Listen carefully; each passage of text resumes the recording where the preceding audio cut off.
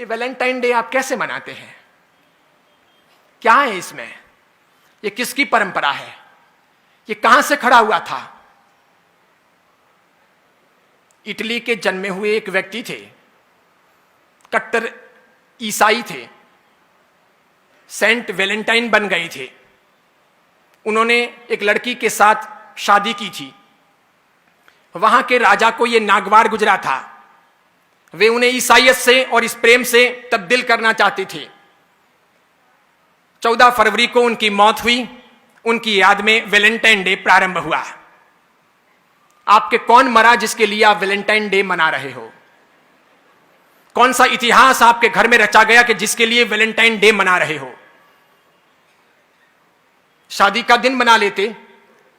और पति और पत्नी का प्रेम तो सदैव होना चाहिए, प्रतिपल होना चाहिए। वो मात्र चमड़ी का नहीं होना चाहिए, वो दिल का होना चाहिए। हम सब चमड़ी के पुजारी हैं। इसलिए आप में से बैठे हुए लोग माफ करना, साधु हूं, जिन शासन का और आचार्य हूं, फिर भी बोल रहा हूं। हम सब चमड़ी पसंद करने वाले लोग हैं। हम सब खूबसूरती सिर्फ देखते हैं। हम नाक देखते हैं, होठ देखते हैं, आंखें देखते हैं, उसकी स्टाइल देखते हैं, उसकी अदाएं देखते हैं, उसकी कमर देखते हैं, उसके गाल और नाक नक्श देखते हैं और दीवाने बनते हैं। हम बेहुदे गंदे लोग हैं और इसीलिए हम वहीं पर अटके हैं। और इसीलिए हमारे प्यार का तकाजा, प्यार का अर्थ, प्यार का रूप भी सिर्फ चमड़ी तक सीमित है। अगर उसके आगे है तो वैलेंटाइन डे की आवश्यकता नहीं है। मेरे बाप भी प्यार करते थे मेरी मां से और मेरी मां भी प्यार करती थी मेरे पिता से। आपके पिता ने भी प्यार किया होगा आपकी मां से और आपकी मां ने भी प्यार किया होगा पिता से। जरूर उनके वहां पर उस समय उस रूम को सजाने के लिए गुलाब के फूल नहीं रहे होंगे, कोई रूम स्प्रे या बॉडी स्प्रे नहीं रहा होगा, वो टब नहीं रहे होंगे कि साथ में बात कर सकें। इसके सिवाय अन्य अन्य प्रकार के संसाधन नहीं रहे होंगे, वो स्नो, शैम्पू, वो खूबसूरती के अन्य अंदाज नहीं रहे होंगे। तर भी जीवन की पवित्रता रही होगी, समर्पण का भाव रहा होगा, वो अर्धांगिनी का रूप रहा होगा, वो गहरी आत्मीयता रही होगी, वो दिल रहा होगा, वो प्यार रहा होगा, वो घनिष्ठता रही होगी। मेरे ख्याल से हम में से अधिकांश के मां बाप ने अभी तक, मां ने बाप को नहीं छोड़ा और बाप ने मां को नहीं छोड़ा। न तल्लाक दिया, न ऐतराज किया।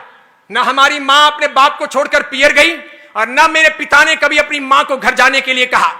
भले ही मेरे पिता जाड़े रहे होंगे या आपके किसी के पिता मोटे रहे होंगे, मां दुबली पतली रही होगी, तब भी ये जोड़ा कामयाब रहा होगा। भले पिता काले रहे होंगे, मां गोरी चिट्टी रही होगी, तब भी वो जोड़ा कामयाब रहा। भले मां लंबी रही होगी, पिता बिल्कुल ठिंगू रहे होंगे, ठिंगने रहे होंगे, तब भी वो जोड़ा कामयाब रहा। भले पिता अक्कल वाले रहे होंगे, मां अनपढ़ रही होगी, तब भी वो जोड़ा कामयाब रहा। आज तो हम इंच इंच देखते हैं, सेंटीमीटर सेंटीमीटर देखते हैं।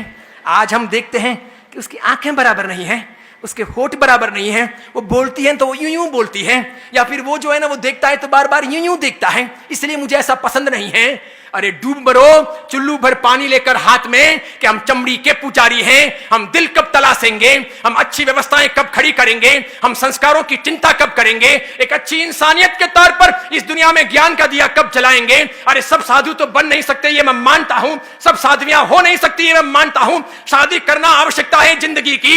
हर कोई त्यागी बनकर के इस मार्ग पर आएगा नहीं। अधिकांश लोग गृहस्थ जीवन ही पालेंगे तो पाणी ग्रहण होगा, विवाह होगा। और विवाह के बाद कौन क्या करता है ये मुझे कुछ कहने की और पढ़ाने की आवश्यकता नहीं है। इसलिए गृहस्थ धर्म है, गृहस्थ जीवन है, गृहस्थ एक आधार है। इसे महावीर ने अलग से एक परंपरा कहा है, एक धर्म की व्यवस्थाएं दी है। लेकिन महावीर चमड़ी के आधार पर बातें करने वाले या चमड़ी को प्रमुखता देने वाले इंसान नहीं। उन्होंने उससे ऊपर हट करके न्याय, नीति, प्रामाणिकता, पवित्रता, प्रेम, भाईचारा, लगाव, मैत्री, आत्मीयता, सबकी बातें की।